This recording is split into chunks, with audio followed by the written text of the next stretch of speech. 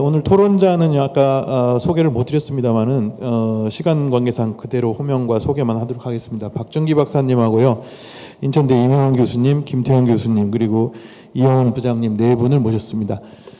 우선 그 순서대로 박준기 박사님께서 이제 1주제로 발표하신 이태호 교수님의 정보 비대칭성 대처 방안에 대해서 토론을 하도록 하겠습니다. 박준기 박사님 부탁드리겠습니다. 예, 안녕하세요. 한국농촌경제연구원 박준기입니다. 사실 아까 이태호 교수님 그 발표하신 거 들으셨겠지만 그건 제가 코멘트를 하기가 되게 어렵습니다. 제 원칙에 대해서 동의하는데 세부적으로 뭐 이거는 상당히 어려운 얘기인 것 같고요. 어쨌든 이 교수님께서 말씀하신 그 이론적인 틀 속에서 이제 갖춰야 할 것들, 그러니까 이제 그 정부가 국민의 대표로서 이 제대로 이제 역할을 하기 위해서는 어떠한 걸 갖춰야 되고, 뭐 그 내용을 들여다보면은 그 농업인들의 어떤 특성이나 어떤 비용이나 이런 것까지 이제 다 정보로 이렇게 체계화해야 한다, 이런 거에 대해서는 뭐 동의를 하고요. 자, 그럼에도 불구하고 자 그렇게 나가야 되는데 지금 현재 만들어 놓은 제도가 그렇게 나가고 있는 거냐? 사실 그렇지 못한 부분들이 이제 시작을 했지만 있기 때문에 같이 좀 고민해야 될 부분들을 제 나름대로 좀 정리를 해봤습니다. 몇 말씀 드리겠습니다. 어쨌든 이제 아까 임정빈 교수님도 말씀하시고 여러분께서 말씀하셨는데 공익직불제가 도입이 되면서 이제 기존에 그 질문들이 몇 개 있었죠. 농가 간의 형평성 문제나 면적, 논과 밭 간의 형평성 문제나 이런 것들이 지금 문제다, 이런 지적들이 있었는데 그런 것들이 좀 해소가 됐다거나, 또 어쨌든 선택직불이나 이런 틀을 만들어놔서 공익 증진 방향으로 갈 수 있도록 틀을 만들었다거나, 또 이제 기존의 직불제라고 하는 것이 정책 전환, 그러니까 뭐 쌀 정책을 바꾼다거나 뭐 FTA나 이런 피해 보전 뭐 여전히 있긴 합니다만, 그런 피해 보상이었다면 이제는 이제 공익 증진 역할에 대한 기여 보상이라거나 이런 큰 틀의 어떤 변화, 전환, 이런 것은 굉장히 큰 의미가 있다고 생각을 합니다. 그렇지만 이 직불제 이제 몇 가지 좀 말씀드리고 싶은 게, 첫째가 직불제의 역할이 뭐냐, 이 질문에 대해서 다시 한번 저도 직불제를 연구한 사람으로서 스스로 해보게 됩니다. 그러니까 직불제라고 하는 것은 저는 그렇게 생각합니다. 저희 연구원에서도 한번 그런 토론을 한 적이 있어요. 직불제의 성격이 산업정책이냐 복지정책이냐. 이제 결론부터 말씀드리면 소농직불이라고 하는 것이 들어오면서 아까 말씀드린 그 농가 간의 형평성 문제를 개선하는 데는 분명히 효과가 있었지만 그것이 이 정도였어야 되는 것이냐는 질문이 있는 것이죠. 무슨 말씀이냐면 예를 들면 0.25헥타르를 짓는 사람이 농가가 있다고 칩시다. 그러면 그 사람은 한 25만 원 고정직불만 계산하면 30만 원 정도 받으면 되는 거잖아요. 받으셨잖아요. 그것이 문제여서 50만 원이 되는 건 용납할 수 있을지 모르지만 120만 원이 되는 게 맞는 거냐, 이 질문이 있는 거고, 그 질문을 어디서 하냐면 복지부 쪽에서 합니다. 복지 쪽에서. 야, 이렇게 형평성 이렇게 주면 이게 뭐지? 이런 질문을 하게 되고, 그러니까 애초에 질문을 했던 형평적이지 못하다고 하는 그런 부분들을 산업정책으로서 직불제 속에서 개선해야 할 수준이 있긴 했는데 그걸 넘어서는 부분에 대한 질문들이 있는 것 같습니다. 그래서 이런 부분들을 어떻게 볼 거냐 하는 질문이 하나 좀 들고요. 그래서 이런 부분들을 우리가 좀 더 고민해야 되겠다. 또 굉장히 이렇게 적은 농가들, 소규모의 농가들한테 아까 이제 준수 조건 이런 말씀하셨는데, 그럼 그걸 또 이제 국민을 대표해서 요구할 수 있냐, 실천을 요구할 수 있냐, 또 그 모니터링을 어떻게 할 거냐, 이런 것들도 지금 다 개별 농가 단위로 이렇게 되어 있잖아요. 그런 질문에 대해서 우리가 한번 고민을 해봐야 될 것 같고, 이제 두 번째는 이제 직불제 개편을 하면서 이게 기존에 이제 그 쌀 변동 직불제 이런 것들이 이제 AMS의 이렇게 그 한도에 대한 그런 얘기들이 있고, 그래서 이제 그린박스로 바꾼다 이렇게 했는데, 그럼 바꿔놓은 지금 공익 직불제는 생산 비용계이냐, 면적에 지금 근거하고 있잖아요. 자, 이 질문에 대해서도 한번 생각을 해봐야 될 것 같아요. 그러니까 예를 들면 아까 이제 임정민 교수님 말씀하신 EU 직불제를 보면 이제 수급권 인타이틀먼트라는 게 있는데, 그거는 면적하고 분리가 되거든요. 그래서 농가가 그때 2000년부터 2002년까지 기준으로 해서 받아야 할 금액, 그거를 수급권이라고 하는 것으로 이제 면적에서 분리를 해서 생산권은 비연계로 가져가고, 이제 그 뒤에 여러 가지 그 그리닝이나 이런 조건들은 추가로 활동한 거에 대해서 추가로 주고, 이제 이런 방식인데, 우리는 지금 면적하고 연계가 돼 있다 보니까 오히려 이제, 그리고 소농직불 규모가 커지다 보니 이제 지원 금액이 커지다 보니까 오히려 생산을 유발하는 측면도 또 있다, 뭐 이런 이제 우려들을 한쪽에서 하고 있는 게 사실이거든요. 그러면 이 부분에 대해서도 어떻게 고민해야 될 거냐, 이런 고민들을 좀 해봐야 될 것 같고요. 그 다음에 이제 세 번째는 정책 대상의 문제입니다. 이게 직불제는 굉장히 큰 사업이어서 사실은 직불제라고 하는 것의 어떤 원칙이나 지급 방식이 정해지면 굉장히 많은 제도에서 이 그 직불제의 기준들을 가져다 쓰게 됩니다. 예를 들면 농가소득 3,700만 원이 넘는 사람한테는 농해소득 지급하잖아요. 이런 기준들이 직불제에서 나온 건데, 지금 그게 한 10여 년이 지났음에도 불구하고 지금도 그게 통용이 되고 있거든요. 이것이 이제 직불제가 가진 굉장히 그 파급력이 큰 그런 그 어떤 정책의 기준이 되고 있는데, 소농직불이라고 하는 게 들어오면서 농가라는 개념이 정책 대상으로 들어왔어요. 그러니까 그 전에는 경영체 육성, 그래서 우리가 경영체 등록정보 이런 것들을 만들고 해서 뭐 경영체를 건전한 경영체를 육성한다 이렇게 갔는데, 물론 그것도 지금 뭐 굉장히 복잡하고 여러 가지 숙제가 있습니다만 농가라는 개념을 가지고 들어왔어요. 그러고 하니까 이게 정책 대상이 농업인이 있고, 그러니까 면적직불은 농업인입니다. 그 다음에 소농직불은 농가입니다. 농업 경영체는 또 그 사이 어딘가 있어요. 그러니까 물론 이제 어떤 농가가 이제 뭐 부부가 쪼개가지고 경영체 등록했는데 소농직불이 대상 아니면 농업인으로서 이렇게 이제 직불금을 받게 되는 그런 일이 벌어지거든요. 그러니까 농업인, 농업 경영체, 농가 이렇게 세 가지가 있는데, 도대체 우리 농정의 대상은 무엇이냐, 어디에 초점을 둬야 되는 것이냐, 이제 이런 숙제들이 또 자연스럽게 제기가 되는 것 같아서 한번 같이 고민을 해봤으면 싶습니다. 그 다음에 이제 네 번째는 공익 증진을 목적으로 한다고 했는데, 우리나라 농정의 공익 증진 목표나 방향은 뭐죠? 그게 있나요? 그러니까 우리가 지금 OECD 국가 중에 뭐 부영양화, 질소나 인이나 이런 거 높다, 이런 얘기들 우리가 다 알고 있습니다. 그런데 그러면 자, 현재는 우리가 농업이 공익 증진이라고 하는 게 뭐겠습니까? 결국은 농지나 수자원을 건전하게 관리하고 지속 가능하게 해서 후손들한테 물려주는 것이 저는 목표라고 생각이 되거든요. 그런데 거기에 대해서 우리 실태가 이만큼인데, 우리가 이렇게 노력을 해서 이만큼을 가져가겠다고 하는 방향을 제시하고 그 목표를 제시하고, 그다음에 거기에 이제 다른 어떤 이제 뭐 평가도 받아야 되겠죠. 이런 거여야 될 것 같은데, 지금 우리가 그게 명확한가? 그러다 보니까 무슨 논란이 있게 되냐면, 우리가 앞으로 이제 해야 할 숙제 중에 하나가 선택직불 프로그램을 만드는 거거든요. 그런데 이 선택직불에 대한 범위가 어디까지 이해가 되냐면, 지역에서 농촌 지역에서 예를 들면 잘못됐다 그런 얘기는 아닙니다. 혹시 오해하지 마십시오. 농촌 지역이 가지고 있는 문화유산까지도 직불제에서 해야 되는 거 아니냐, 이런 얘기까지 지금 나오고 있단 말이에요. 이제 물론 어느 선에서 정리가 되겠지만, 그러니까 우리가 공익 증진이라고 하는 것, 그 목표라고 하는 것이 무엇이고 그 대상이 무엇이고 어떻게 가져가겠다 하는 걸 최소한 지금은 시작이기 때문에 상당히 협의적으로 좀 가져갔으면 싶은 생각이 저는 개인적으로 있거든요.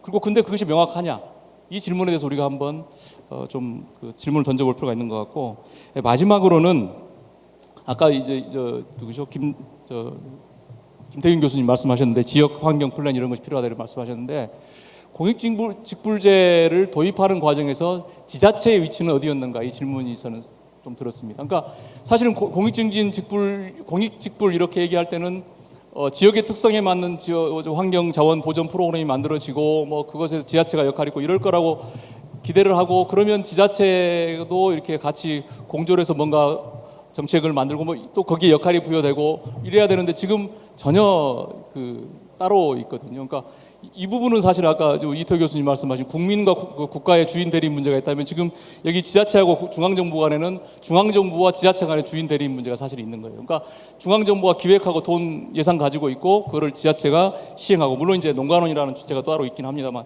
뭐 이런 과정 속에서 또 다른 이제 주인 대리인 문제가 여전히 존재하고 있고, 그러다 보니까 사실은 예를 들면 농업 부분에 요즘에 많이 회자되는 것이 농민수당이거든요. 그때 농민수당, 저도 이제 사회보장위원회 이런 데 이제 좀 가서 토론을 한 적이 있는데, 농민수당에 대해서 이제 잘 정리를 못 하겠으니까 그때 어떻게 했냐면, 공익직불제가 도입이 될 때까지 한시적으로 시행한다 이렇게 했어요. 이제 자, 도입이 됐습니다.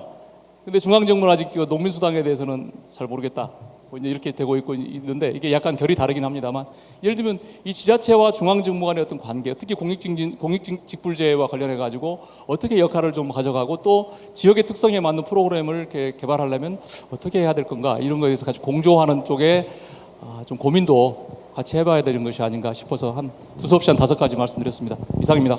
예, 감사합니다. 그 질문이 이태호 교수님 것 이외의 부분도 많이 있어서요. 전부 토론을 마친 다음에 발제자께서 답변하는 식으로 진행을 하도록 하겠습니다. 자꾸 재촉해서 죄송한데요. 5분 정도씩 부탁드리겠습니다. 이명훈 선생님 다음 거 부탁드리겠습니다. 한 5분 정도 말씀드리면 되는 거죠? 5분 정도 말씀드리면. 더 하셔도 돼요. 인천대학교의 이명환입니다. 저는 이제 임정빈 교수님 발표문을 미리 받아서 이제 그거에 대해서 주로 말씀을 드리겠습니다. 그러니까 임정빈 교수님 발표하신 내용은 특히 이제 다른 나라들 사례가 굉장히 잘 소개가 돼 있고, 그래서 이제 앞으로 정책에 관한 논의를 하거나 토의할 때 많이 도움이 될 것 같은데, 말하자면 비유컨대 지금까지 우리나라 농업 정책, 특히 직불제는 요리를 정부가 하고 고객이 농민이었다고 볼 수 있는 것 같아요. 근데 그 농민은 주로 이제 돈을 안 대고 일종의 무료 급식이었다고 볼 수 있고요. 그리고 그 급식의 포인트 뭐냐면 양 많이면 양 많이. 그러니까는 무료로 정부가 요리를 해서 양을 많이 주면 그 먹는 사람은 농민이고 그럼 무조건 양이 많으면 이제 행복한. 근데 이제 예산이 제약돼 있으니까 양을 많이 주기는 어려웠던 거죠. 근데 이제 이 공익증진 직불이라고 하는 거는 이 고객을 농민에서 이제 국민으로 돌린다라고 하는 대의명분이 있는 것이고, 그래서 임종민 교수님 하신 건 지금 다른 나라를 봤더니 이런 재료를 가지고 이런 맛을 내더라. 그러니까 우리도 이제 우리에 맞게, 우리 입맛에 맞게 요리를 잘 만들어 보자, 이제 그런 내용이고, 그 자체는 이제 참고할 내용이 많다고 생각합니다. 저는 이제 두 가지를 덧붙이고 싶은데, 그러면 요리의 재료와 맛에 대해서는 얘기를 했고, 그럼 누가 요리를 할 거냐 이거죠. 지금까지 정부가 요리를 주로 해왔습니다. 그리고 요리를 하려고 하면, 신장급 요리를 하려면 필요의 경우에는 굉장히 새로운 요리 기구가 필요한 경우가 있습니다. 저는 요리를 누가 할 것이냐 하고 요리 기구가 뭐가 필요한지에 대해서 말씀드리겠습니다. 요리사는 지금까지는 정부였다고 한다면, 이거는 지금 판이 새로 짜이는 거죠. 이거는 요리를 하는 사람이 누구냐 하면 정부 물론 필요하고, 그 다음에 실제로 이거를 이제 공급해 주는 거는 농민이 되니까 농민이 요리사로 들어와야 됩니다. 그 다음에 중요한 게 뭐냐면 이 제도를 만들어내는 과정에 시민사회, 특히 환경에 대한 관심이 많은 시민사회의 대표들이 들어올 필요가 있습니다. 이제 이게 유럽의 경우에 그렇고요.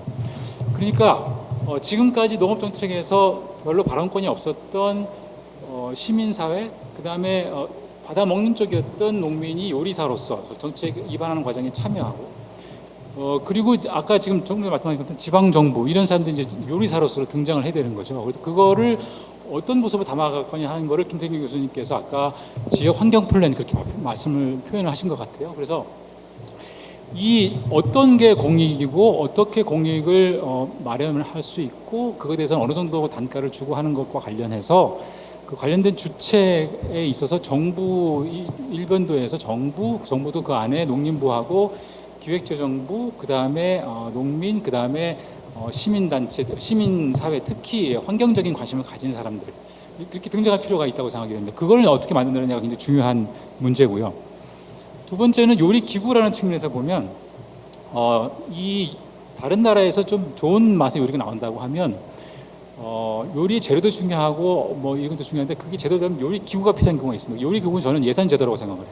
뭐냐면 지금 우리나라 직불제가 지금까지 온 것도 그렇고 지금 이번에 들어온 직불제도 그렇고 어떤 식이냐 하면, 단년도 예산이라고 하는 큰 틀 속에서 정부가 어떤 큰 정책적인 문제가 닥치면 그 급하게 예산 프로그램을 만들어냅니다. 그렇게 해서 지금 이번에 시작된 공익직불 같은 경우도 작년 말에 부랴부랴 막 붙어서 아주 허겁지겁 법을 통과시키고, 그 제도는 5월 달에 대해 시행령에 맡긴다, 이렇게 넘어온 거죠.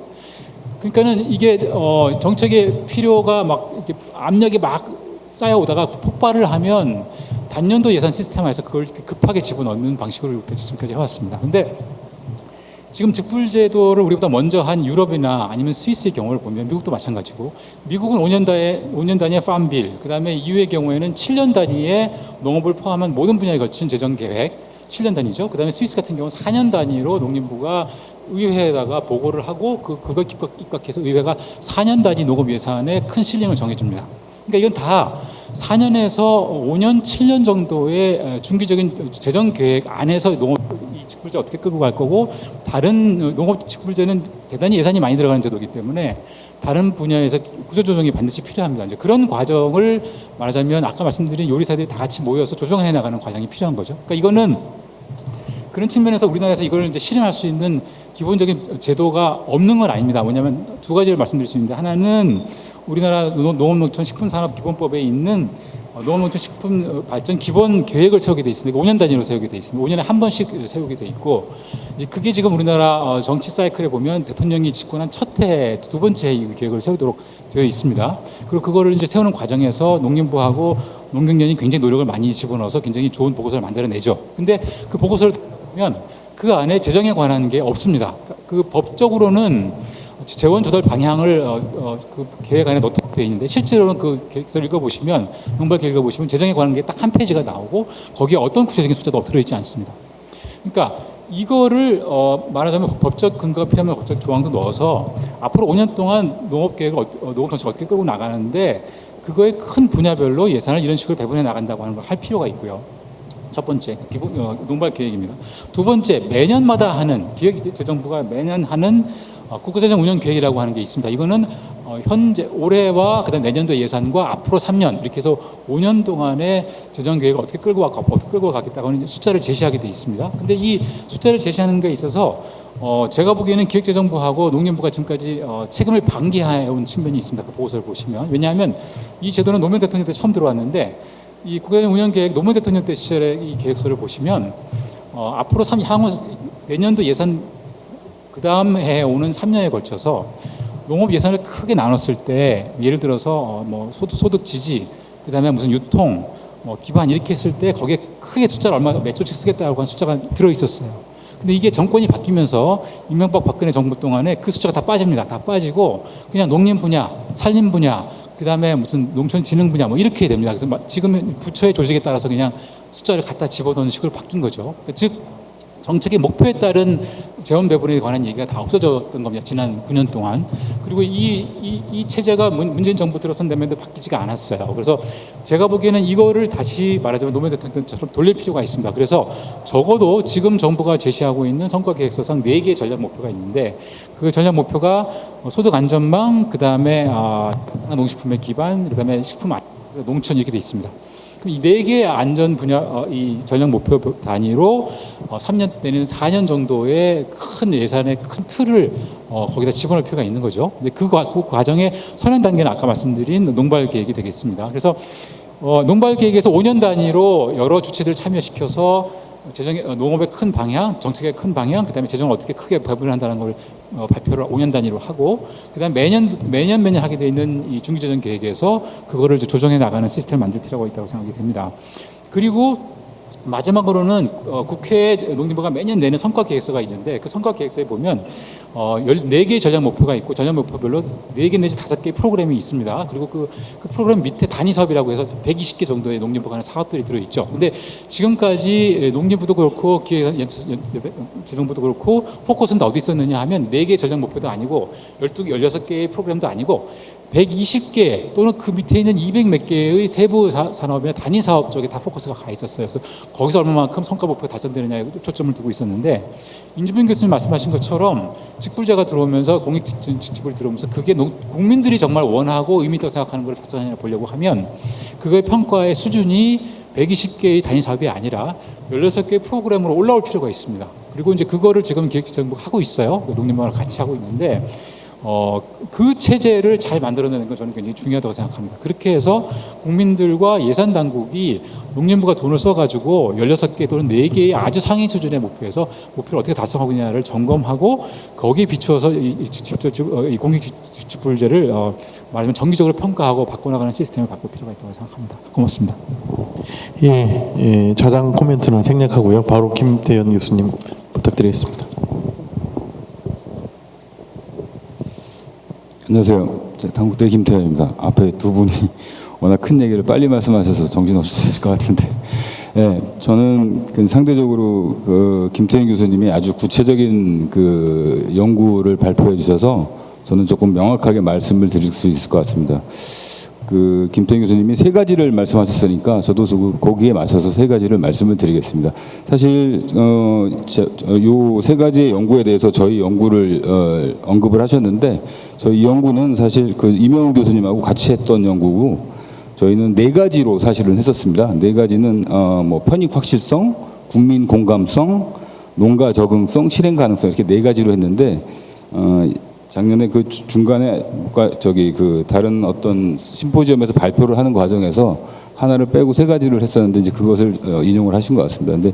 근데 어쨌든 그 부분을 그것을 갖고 김태희 교수님이 실제 그 선택 의무에 대해서 굉장히 재미있는 연구를 하셨고요. 근데 이 부분에 대해서 저희들이 사실 연구 과정에서도 저희 연구진들끼리 상당히 많이 이야기를 했던 부분인데 그 부분에 대해서 한번 말씀을 드리도록 하겠습니다. 첫 번째는 농가 부담도입니다.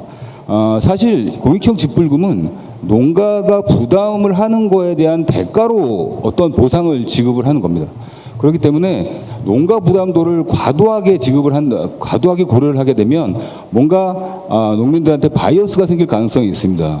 말하자면 농민에 대한 어떤 온정으로 농민들이 원하는 것들을 반영하는 것이 좋다 이렇게 이야기할 수는 있지만 다만 농민들도 공익을 충분히 공급하려고 하는 의도를 적극적으로 가졌다기보다는 스스로도 어떤 이해관계자의 하나이기 때문에 앞에서 이태우 교수님이 말씀하신 역선택의 가능성들을 저희들이 고려해야 될 필요가 있습니다. 근데 그 부분이 아이러니하게도 제가 생각하기에는 김태균 교수님께서 조사하신 내용에 그 내용들이 좀 나타나는 것 같습니다. 근데 여러분들이 PPT 자료를 갖고 계시질 않아서 이거를 좀 보기 어려우실 텐데 제가 한번 말씀을 드리겠습니다. 말하자면 이 농민들이 선택한 내용들을 보면 사실상 농민들이 현재 생산 방식 하에서 상대적으로 굉장히 쉽고 생산량을 증대하는데 크게 영향이 없는 활동, 이런 부분에 대해서 상당히 참여 의사를 많이 나타내는 그런 현상들이 나타나고 있습니다. 그리고 또 특히 좀 재미있는 부분 중에 하나는 여기 농업 부산물 공동수거 및 관리, 그다음에 완효성 비료 사용, 이 부분은 실제로 농민 수용 의사 금액보다 현재 농업환경보존 프로그램에서 주는 돈의 액수가 더 많습니다. 그런데도 불구하고 참여 의사가 낮습니다. 자, 이 부분은 무엇을 의미하냐면, 말하자면 농민들이 이런 선택 의무를 선정하려고 할 때 고려하는 것은 지금 현재 본인들의 농법과 생산량에 얼마나 영향을 미치느냐, 이 부분이고요. 또 하나 병충해 및 잡초 방제, 이 부분에 대해서 상당히 많은 금액들을 요구한 것은, 이것은 아주 결정적으로 이렇게 잡초 방제를 하는 것은 본인의 현재 생산량에서도 굉장히 중요한 부분이고요. 농업 생산하는 과정에서 반드시 해야 되는 일이고, 또 그것을 수행하는데 본인의 노동력이 많이 들어가는 노동입니다. 그러니까 이거에 대한 보상을 과도하게 요구하는 부분들이 있는 겁니다. 그래서 이렇게 농민들의 의사를 반영을 해서 선택 의무를 선정하는 것은 농민들한테 수월하게는 할 수 있을지 몰라도 실제 공익증진에는 굉장히 장애가 될 수 있다. 그래서 어떤 특정한 농민들의 활동이 환경 보존이나 공익에 어떤 영향을 주느냐, 이것을 갖고 선택 의무를 선정을 해야 되는 것이지 농민의 부담도를 과도하게 고려해서는 좀 곤란하다라는 생각이 들고요.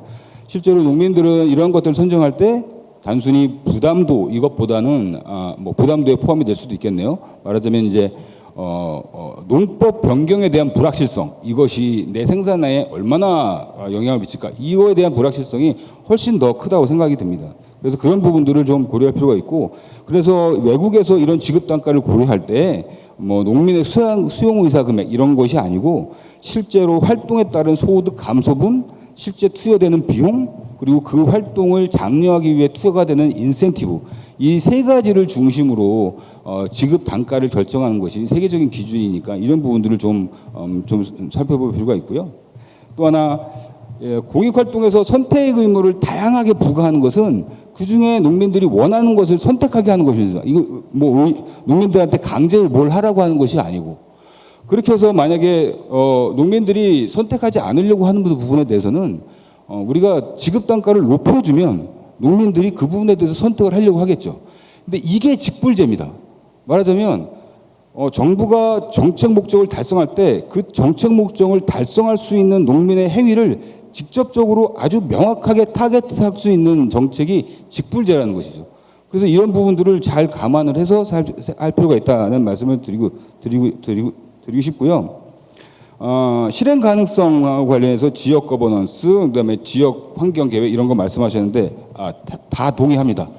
그리고 저희들이 4가지로 제시한 부분도 언급을 해주셨는데 안타까운 일은 농식품부가 이 부분을 전혀 고려하고 있지 않다는 겁니다. 아무리 이야기를 해도 전혀 논의를 하지 않습니다. 즉 현재 지금 체제를 변경할 의사가 농식품부는 없습니다. 나중에 1년 뒤에 어떤 문제가 발생하면 그 당시 그때서야 뭘 할지는 몰라도 지금 현재 금년 내에 이런 부분들에 대해서 논의를 하거나 변경을 하거나 할 의사가 전혀 없다는 이런 부분들이 너무 강력하게 저한테 느껴지는 거라서 여기에 대해서는 뭐라고 말씀드릴 수가 없습니다. 근데 맞습니다. 지역 거버넌스 이행점검 체계 지역적으로 별도로 해야 되고, 말하자면 지역별로 환경 전문가들 이런 부분들 다 포괄해서 해야 된다는 거, 이런 부분에 대해서 저도 또 동의하는 바입니다. 세 번째로 말씀드릴 것은 정책 효율성 부분입니다. 이 부분은 약간 워딩이 잘못된 것 같은 생각이 듭니다. 저희들이 제가 이제 공익경지풀제를 다룰 때 저는 개인적으로 효율성이라는 단어를 거의 쓰질 않는데, 이 효율성이라는 개념이 우리 경제학에서도 많이 쓰듯이 이게 투입 산출에 관련된 부분이라서, 이렇게 정책의 효율성이라고 쓰면 우리는 어떻게 느껴지냐면 예산 지원의 효율성이 됩니다. 지금 예산안 지원을 갖고 얼마나 많은 효과가 올라갈 수 있느냐의 부분이거든요. 그러니까 이것이 그 활동이 실제로 공익을 얼마나 발생하느냐에 보다 정책 대비 효율성이기 때문에 이것은 조금 현장에서 갔을 때 조금 다르게 느껴질 가능성이 있단 말이죠. 효율성이라는 단어 때문에. 그래서 저는 이것보다는 오히려 효과성이라는 얘기를 쓰는 것이 훨씬 낫다. 정책의 효과성. 정책이 농업의 공익적 가치 또는 환경 보존 효과를 주는데 얼마나 효과가 있느냐라는 부분을 갖고 하는 것이 낫다는 거예요. 그래서 이것을 갖고 굳이 편익의 가치를 계산해서 할 필요는 없다는 생각이 듭니다. 그래서 이 김태희 교수님께서 결론으로 몇 가지를 하시면서 약간 두 개가 조금 중복돼서 나타나고 있는데요. 앞에서 이 정책의 효율성 부분을 얘기하면서는 공익적 가치를 감안한 상호 준수 의무 항목의 도입과 지급 단가 설정이 필요하다 이렇게 말씀하십니다. 말하자면 공익적 가치를 감안해서 상호 준수를 해야 된다. 근데 이제 결론에 가시면 농민의 부담도를 고려해서 공익적 단가를 설정해야 된다. 이렇게 해서 두 가지가 약간 좀 상반되는 부분들이 좀 있다는 생각이 들고요. 그러면서 아펙스 패디 모델을 언급을 하셨는데 이 부분은 정말 제가 반가웠습니다. 왜냐하면 선택 활동이라는 것이 어떻게 특정돼야 되는지를 명확하게 보여주는 겁니다. 이 선택 활동은 무슨 이렇게 설문조사에서 되는 것이 아니고요. 연구 결과를 갖고 그 내용을 선택 활동으로 반영을 해야 되는 겁니다. 그래서 여기서 말씀하신 여러 가지 환경 효과에 대한 연구 결과를 그대로 농익 선택 활동으로 반영하는 이런 방식으로 돼야 된다는 것이죠. 이렇게 하기 위해서 지금 우리가 농업의 환경 영향에 대해서 거의 연구를 안 하고 있는데 이 부분에 대해서 조금 연구가 많이 진행될 필요가 있다라는 말씀을 드리겠습니다. 그리고 한 가지만 더 말씀을 드리겠습니다. 뭐냐면 공익에 대한 문제인데요.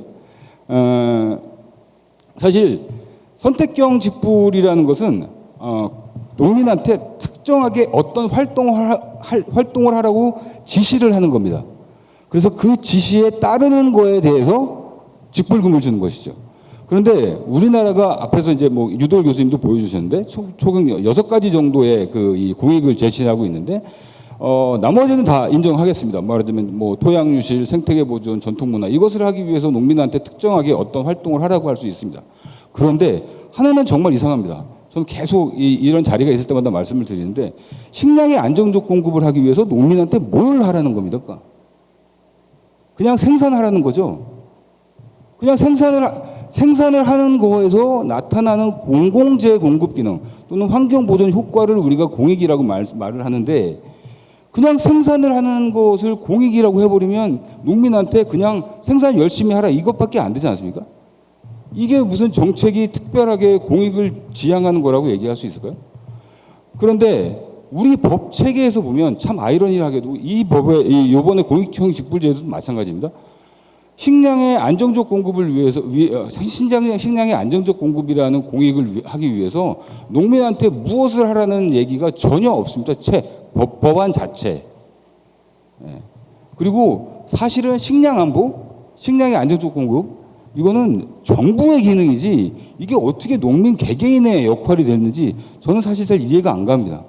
그래서 그 부분에 대해서 우리가 조금 제가 이런 얘기에 대해서는 반대하는 농민들도 많고 이제 뭐 전문가들도 많이 있을 테지만 이런 부분에 대해서는 좀 논의를 좀 했으면 좋겠다 하는 생각이 듭니다. 자, 이상으로 마치겠습니다. 예, 감사합니다. 이용 부장님 이어주시기 바랍니다. 예, 안녕하십니까. 저는 한국농어촌공사 농지정책개발부장 이영훈입니다. 이렇게 토론자로 참석하게 돼서 영광입니다.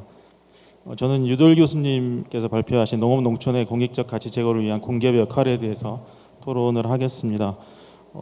농업 공기업의 대표적인 사례로 제가 근무하는 한국농어촌공사를 선정해 주셨습니다. 개인적으로 저희 농업 공기업의 직원으로서 자부심을 가질 수 있는 용무라고 생각돼서 농업경제학회와 또 유도열 교수님께 감사를 드립니다. 저희 한국농어촌공사는 크게 농지, 물 등 농업 농촌의 자원을 공익적 목적으로 관리를 하고 있습니다.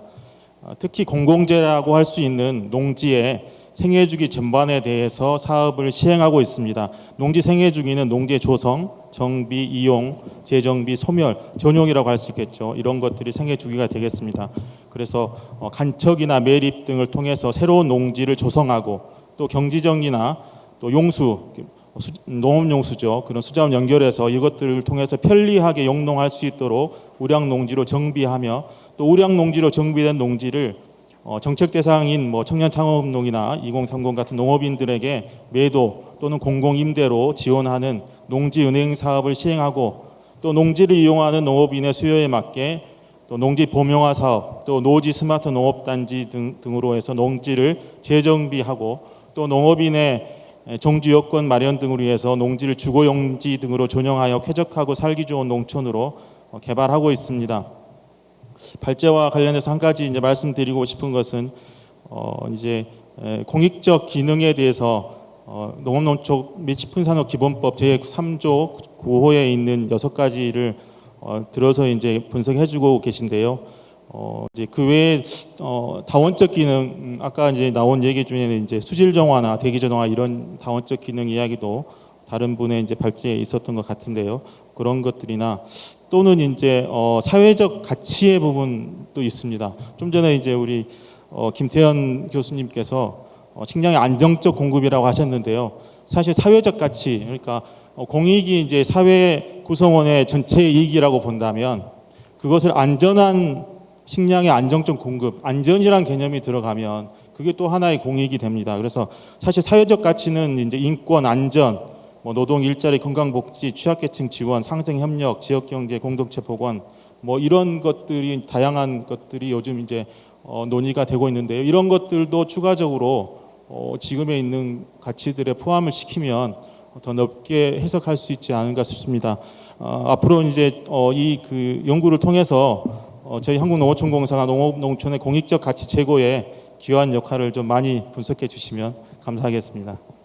일단은 지금 오프라인으로 참석을 하셨기 때문에 프로에서 2분 이내에 3분만 모시겠습니다. 하실 말씀 많으실 것 같은데요. 네, 강원대 김경덕입니다. 저는 그 이태호 교수님 그 발표하신 자료가 너무 재밌어가지고 제가 거기서 몇 가지 이제 좀 여쭤보고 또 코멘트를 할 것 좀 있고 또 다른 스케줄도 좀 할 거 있고 동시에 또 김태균 교수께서 좀 연계돼서 제가 질문을 좀 드리겠습니다. 일단 이태호 교수님 발표를 보면 저도 참 존경을 금치 못합니다. 올 8월 31일 날 정년 퇴임하시는 분이 아주 theoretical한 그런 페이퍼를 발표하신다는 것 자체를 제가 리스펙합니다. 참 존경스럽습니다. 존경스러운 선배이고 후배들이 많이 본받아야 될 그런 그 표상이라고 저는 생각을 합니다. 그래서 이제 사실 그 정보 비대칭성 하에서의 어떤 그 메커니즘 디자인 문제인데요. 이론적으로 상당히 재미있고 아주 핫 이슈였었죠. 요새는 좀 주춤하지만은 결국은 크게 보면 아까 이태호 교수님도 말씀하셨다시피 두 가지 문제 직면합니다. 하나는 참여 조건, participation 컨디션과 그다음에 incentive comparability 컨디션 그 두 가지인데 이걸 두 조건을 동시에 달성하면서 파레토 이피니시를 구하기는 안 됩니다. 불가능합니다. 이론적으로. 그래서 많은 이제 학자들이 그 메커니즘을 공부들이 크게 두 가지를 공부를 하는데요. 스크리닝 게임이 하나 있고 하나는 시그널링 게임이 있습니다.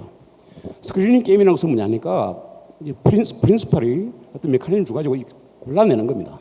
시그널링은 에이전트로 하여금 자기가 네가 뭐니 너희 트루스풀 솔직한 심정을 대변해봐 이렇게 이제 디자인하는 것이죠. 그런데 굉장히 나이스하기 좋은 것은 스크리닝 게임이 굉장히 좋습니다. 그런데 불행히도 거기는 균형이 존재하기 굉장히 어렵습니다. 그런데 시그널링 게임은 굉장히 쉽지만은 대부분 균형이라는 게 풀린 균형입니다. 그래서 세퍼레이팅이 되지 않습니다. 그러니까 양질자와 그 좀 덜 떨어진 애들이 같이 모이는 거죠. 그런데 지금 이제 교수님께서 지금 오늘 발표하신 거 보면은 아마 스크리닝 게임을 지금 염두에 두시고 발표를 하신 거 아닌가 생각이 드는데 그래서 가만 보고 있으면은 알파를 조정 아무리 한다 하더라도 그 교수님이 그 이론적 결론을 보면은 하이 코스트 타입은 나가라는 겁니다. 하이 코스트 타입한테는 안 주겠다. 로우 코스트 이 사람만 들어오라 이런 이야기거든요. 그러면 공익형 지필제가 뭔가? 라는 이제 근본적인 질문을 제가 이제 던져봅니다. 아까 우리 박준기 박사께서 던졌지만은 하이코스트 타입을 가진 농민들은 그냥 덜덜이 농민인데 그 사람들을 공익형 지필제의 효율성이랄까 효과성을 담보하게 해가지고 몰아낼 것인가? 그것이 바로 맞는 것인가? 이제 이런 걸 따져보죠. 그래서 이제 어떻게 하면 될 건가 보니까 이 메커니즘 디자인을 원샷이 보는 것이 아니고 리피트 게임을 보시라는 거죠. 이번 기회는 이렇고 다음 기회 그 결과를 보고 다시 한번 리피트 시키고 그 다음에 리피트 시키면은 이런 정보의 비트 성능이 상당히 소멸될 것이다. 그러더라도 우리는 그 균형을 아주 아름답게 분리를 못 시킨다. 그래서 교수님 다음 연구 과제가 은퇴하시고 후라도 리피트 게임으로 이걸 익스텐션 시키면은 보다 더 좋은 결과를 얻을 것이고 후학들한테도 좀 더 밝은 표상이 되리라고 그렇게 생각해야 됩니다. 그것은 제가 김태균 교수께서 말하시는데 소위 제3섹터 방식으로 농민과 활동가와 지자체와 정부 이 모인다는 것은 결국은 뭐냐니까 정부의 비대칭성을 없애자는 거거든요.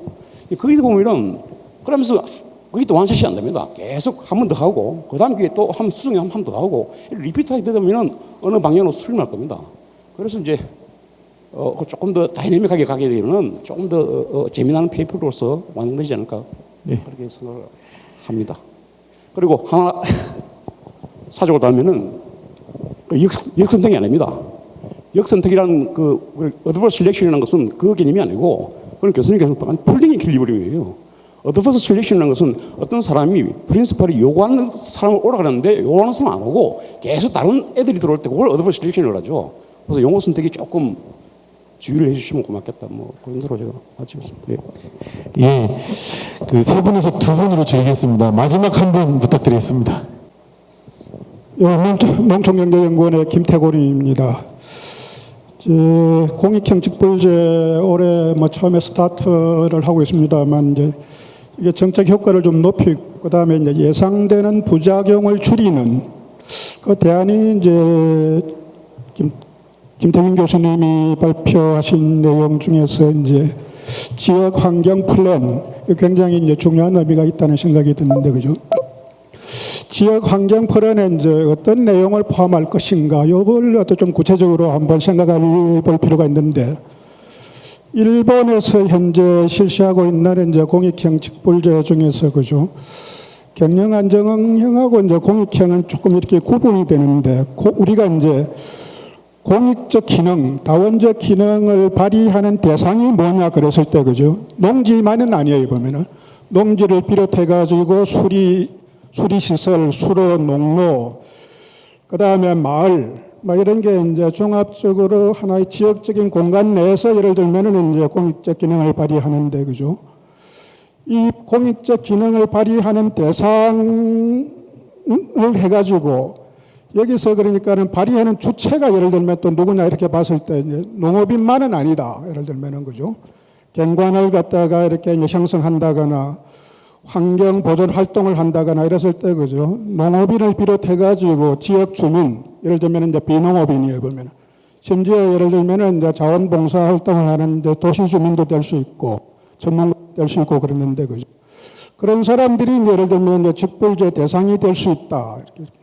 이게 이제 굉장히 중요한 의미가 있는데 그게 뭐냐면은 우리가 지나치게 지금 이제 농업인, 농지, 직불제를 농지와 결합시켜서 지금 이제 처리를 하려고 하고 있어요, 보면은. 우리 지금 이제 농지의 실태가 뭐냐 하면은, 그죠? 농지의 한 60%가 이제 임대차 농지예요, 보면은. 소유자하고 이제 경작자하고 따요, 보면은. 그 중에 상당한 부분이 그러니까는 이제 또 부재지주이고, 그죠? 그랬을 때 이제 국가가 예를 들면은 농업 부분에 직불제를 통해서는 보조금이 지대 상승을 통해 가지고 이제 도시로 유실이 되어 버리는 이게 이제 예상되는 부작용이 보면은 이걸 갖다가 방지하기 위해서는 뭐냐면은 이제 농지와 디커플된 활동을 갖다가 예를 들면은 이제 농지 여기 이제 지역 환경 플랜에 포함시킬 필요가 있다. 이걸 말씀드리고 싶고 지나치게 우리 정책이 지금 이제 국가 주도로 되어 있어 보면은 다양한 저 메뉴를 개발해 가지고 그걸 갖다가 이제 지역이나 지역 주민이 선택을 하는 이런 방식으로 전환하는 것. 이게 그러니까는 이제 정책 효과를 높이는 방법이라고 생각됩니다. 보면 그거와 관련해 가지고 이제 앞으로 농어촌 공사가 앞으로 뭘 해야 될지 이건데 그죠. 상당한 부분은 지금 이제 농어촌 공사가 하는 말단 수리 시설이라든가 농로 수리 뭐 이런 부분에 대해서는 거지. 지역 주민한테 다시 돌려주는 예를 들면 민영화하는 이 작업이 저는 생각이 듭니다. 예, 이상입니다. 예, 감사합니다. 필요한 답변을 모아서 답변을 좀 부탁드리겠습니다. 이태원 교수님부터. 예, 고맙습니다. 하도 많은 말씀을 해주셔서 어떻게 답을 해드려야 될지 모르겠는데요. 박준기 박사님 말씀하신 것부터 하면은 뭐 여러 가지 우려가 있을 수 있습니다. 김경덕 박사님 말씀하신 것도 같은 맥락인데요. 근데 이제 오늘 제가 이제 말씀드린 거는 그냥 뼈대에 불과한 거라고 생각하고요. 여러 가지 우려하시는 바를 고려를 해갖고 계속 살을 붙여서 발전시켜 나가야 될 거라고 생각을 합니다. 근데 어쨌든 이론은 필요하기 때문에 이제 이런 발표를 하게 된 거거든요. 그래서 왜 그러면 이론이 필요한가? 제가 왜 이론이 필요하다고 생각했냐 하면요.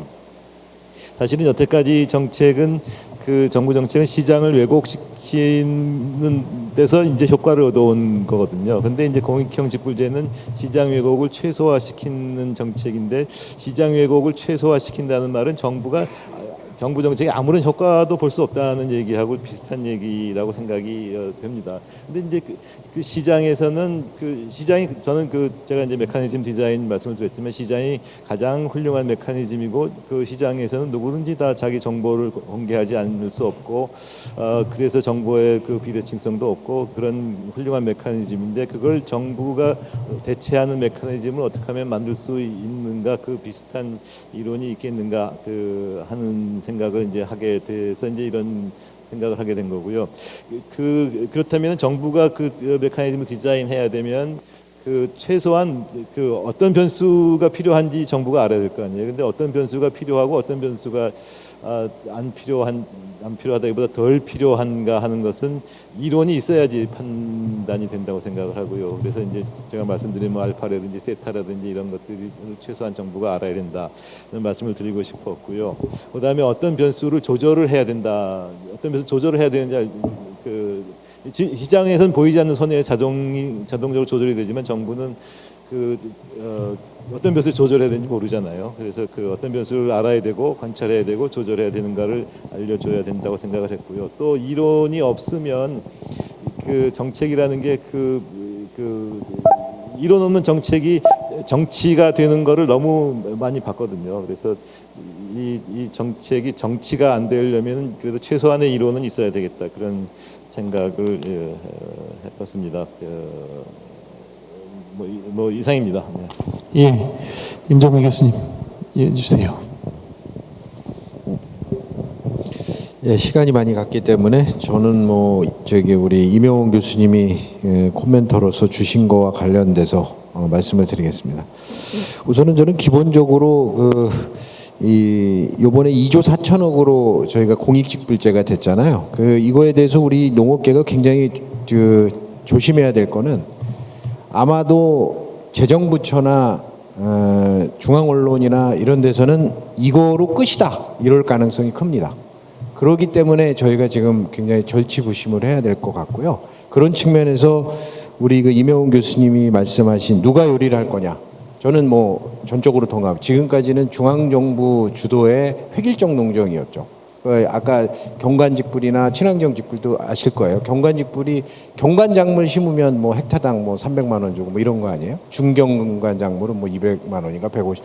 이런 거는 이제 굉장히 물론 초기 단계 그런 게 필요하겠지만 앞으로는 제가 볼 때는 중앙정부도 물론 관여할 건 해야 됩니다. 왜냐하면 어느 국가든 중앙정부가 농업은 뭔가 예산 측면에서는 주도를 하기 때문에 중앙정부, 지자체, 그다음에 아까 좋은 말씀하셨는데 농민뿐만 아니라 시민사회, 지역에 있는 소비자 단체나 환경 단체, 이 공익 프로그램에 관심이 많은, 그래서 우리의 공익 프로그램이 국민들에게 많이 노출이 돼야 돼요. 그 노출이 되도록 하는 것이 사실은 이 공익 프로그램의 성과를 사실 나중에 정량적으로 평가하기 이전에도 국민들에게 공감대를 형성하는 길이라고 보고요.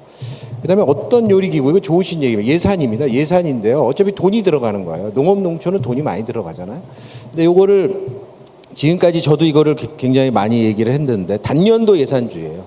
사실 선진국들은 특히 이 지금 공익직불제는 좀 아닐 것 같고요. 그 전에 가격변동직불이나 뭐 농업보험제도나 이런 것들은 어떤 해에는 예산이 많이 들어갈 수가 있고 어떤 해에는 예산이 안 들어갈 수, 제로일 수도 있잖아요. 그러니까 이렇기 때문에 그런 프로그램들은 대부분 법정 의무 지출이라 그래서 일종의 발생하면 그냥 넣는 거고 발생 안 하면 안 들어가기 때문에 그런 것들은 일반 예산에서는 좀 물론 예측은 하지만 그거를 빼고 일반적으로 얘기를 하는데 우리는 그렇지 않거든요. 어디 많이 들어가면 다른 걸 줄여서 막 하려고 그러고 그러면 다른 쪽이 허술해지잖아요. 그래서 저희 농업계가 진짜 지금 이명원 교수님한테 저번에도 들었지만 노무현 정부 이후로 굉장히 또 그냥 통으로만 해 있고 전략별로도 없는 것뿐만 아니라 우리가 이 법정 의무 지출이라는 컨셉을 우리 농업 예산에 도입을 하지 않으면 제가 볼 때는 농업 예산 확충하기도 어렵고 실제로 뭐 위에 거 빼서 아래 넣고 이런 이제 하다 보면 일관성 있게 정책을 하기 어렵다 그런 얘기를 하고요. 마지막으로는 그러다 보니까 하여튼 이 정책의 효과나 성과를 이렇게 보여주는 그런 작업들이 굉장히 필요하고 그래서 아까 그 우리 김태균 교수님이 말씀하신 그런 내용들을 다 포함하여 제가 볼 때는 앞으로는 우리가 정책 성과 지표와 그걸 전공 관리하는 체계를 또 시스템을 구축하는 게 우리가 굉장히 중요하고 그렇지만 맨 마지막에 나오는 성과 지표는 국민들이 이해하기 쉬운 물, 토양, 공기 뭐 이런 측면에서 아주 쉽게 실제 내용은 복잡할 수 있지만 국민들에게 연도별로 보여주는 지표는 좀 알기 쉽고 또 관리하기 쉽고 또 홍보하기 쉽고 이런 거로 아마 우리가 통합하는 이런 노력이 필요하리라고 봅니다. 네, 이상입니다. 예, 감사합니다. 세 가지만 말씀을 드리겠습니다. 김태균 교수님 말씀하신 농가 수용성을 제가 이제 조사를 한 부분인데 제가 설명을 제가 못 드렸거든요. 그게 농업인의 생산성을 높이는 부분이 훨씬 더 참여도가 높습니다. 그건 당연한 거죠. 이렇게 그때 이제 동의합니다. 김태균 교수님 말씀대로 그때 지불 금액은 그만큼 생산성 높아가는 거 당연히 빼야 되죠. 당연히 빼는 그 충분히 동의가 가고요. 두 번째 이제 실행 가능성 때문에 제가 제시하는 것이 지역 환경 플랜을 말씀드렸는데 대부분 아마 동의를 하실 겁니다. 김태균 교수님도 동의하시는데. 문제는 이제 우리 중앙정부가 농식품부가 안 된다고 이야기할 겁니다. 왜 안 되는 이유는 보면은 지자체의 능력을 이야기할 겁니다. 아마 처음 논의를 해보시면 충분히 자기들도 동의하는데 지자체가 아직은 안 된다고 이야기하는데 그 아직은 소리가 20년 전부터 아직이거든요. 20년 전에도 아직은 안 된다 그랬는데 지금도 안 된다 그럽니다. 근데 제가 지역에 있다 보면은 광역은 가능합니다. 제가 볼 때는 광역 지자체는 충분히 가능하다고 보고요. 기초는 역시 아직은 안 되는 것 같아요. 저도 제가 판단할 때도. 그리고 그것을 우리가 지금 학계에서 그런 것을 맞다고 생각하시면은 그것을 조금 더 연구해서 가지고 광역도 좀 연구해 가지고 그것을 중앙정부에 요구를 하는 것이 앞으로 할 일이라고 판단이 됩니다. 그다음에 세 번째 이제 효율성 문제 그런 동의합니다. 효율성을 이야기하다 보면 항상 밑에 부모의 그게 들어가죠. 인풋 그 코스트가 들어가니까 이거 코스트 넣으면 재미없잖아요. 그것은 저 효과적으로 바꾸는 것에 대해서 상당히 동의를 합니다. 그다음에 김태곤 박사님 말씀하신 대로 농지 중심 직불도 이제 우리가 바꿀 때가 된 것으로 충분히 동의를 합니다. 어쨌든 간에 저는 그 지역 환경 플랜 한번 제시를 해보고 그다음에 자연과학에서 만드는 것을 또 모델을 갖고 와서 우리가 좀 접근을 해가지고 정책을 개발하는 것이 좀 효과성이 있지 않는 의미에서 말씀을 드렸습니다. 이상입니다. 예, 감사합니다. 유도일 교수님.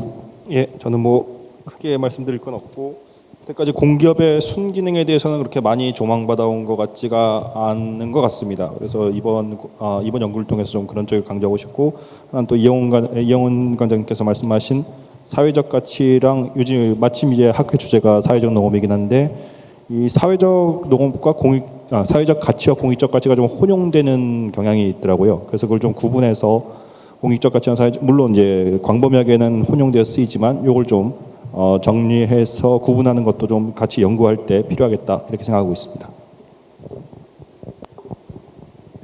예, 감사합니다.